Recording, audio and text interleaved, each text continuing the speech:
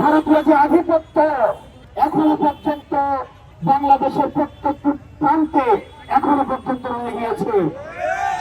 1971 সালে বাংলাদেশের দৃশ্যমান যারা শক্তি ছিল, যারা দৃশ্যমান ক্ষমতাকে কুক্ষিগত করেছে, যারা দৃশ্যমান মানুষের অধিকার বঞ্চিত করেছে, যারা দৃশ্যমান বাংলাদেশের প্রত্যেকটা মানুষকে নির্যাতন নিপীড়ন করেছে, লক্ষাধিক মানুষকে শহীদ করেছে, হত্যা করেছে, আমার মা বোনদেরকে ইচ্ছাচ্ছন্দ গ্রহণ করেছে, সেসব দৃশ্যমান পাকিস্তানিদেরকে আমরা বাংলাদেশ থেকে উৎখাত করতে পেরেছি।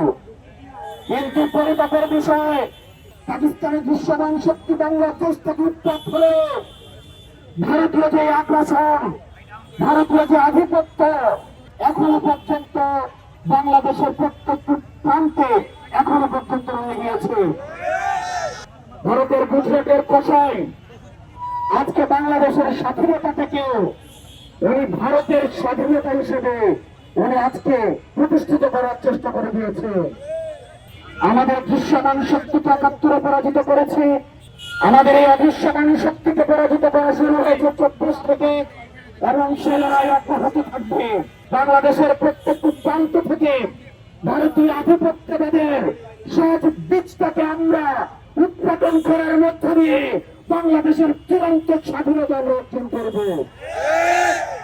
সে পর্যন্ত আপনারা ঐক্যবদ্ধ থাকবেন, আমরা একসাথে একটা সুন্দর বাংলাদেশ আমরা বিনির্মাণ করব। আপনারা ভালো থাকবেন, সুস্থ থাকবেন।